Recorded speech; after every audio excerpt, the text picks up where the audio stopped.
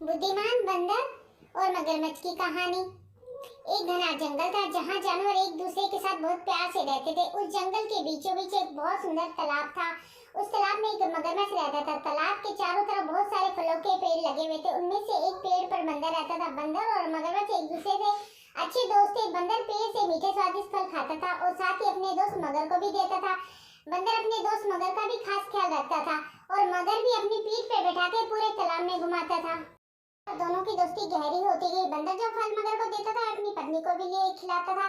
दोनों फलों को बड़े चाव से खाते थे। बहुत दिनों बाद एक बार मगर की पत्नी ने कहा कि बंदर तो हमेशा ही स्वादिष्ट फल लाता है, जरा सोचो उसका कलेजा कितना स्वादिष्ट होगा।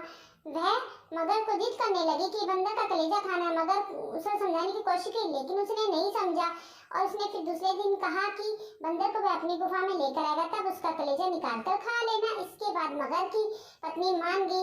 हर दिन की तरह स्वादिष्ट फलों का साथ बंदर मगर का इंतजार करने लगा। कुछ ही देर में मगर भी आ गया।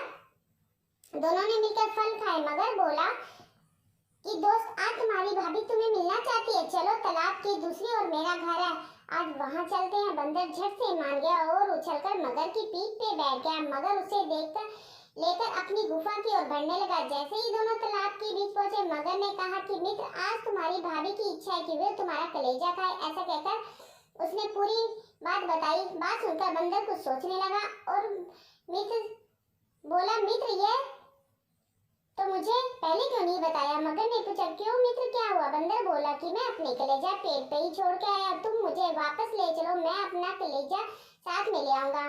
मगर बंदर की बातों में आ गया और वापस किनारे पर आ गया।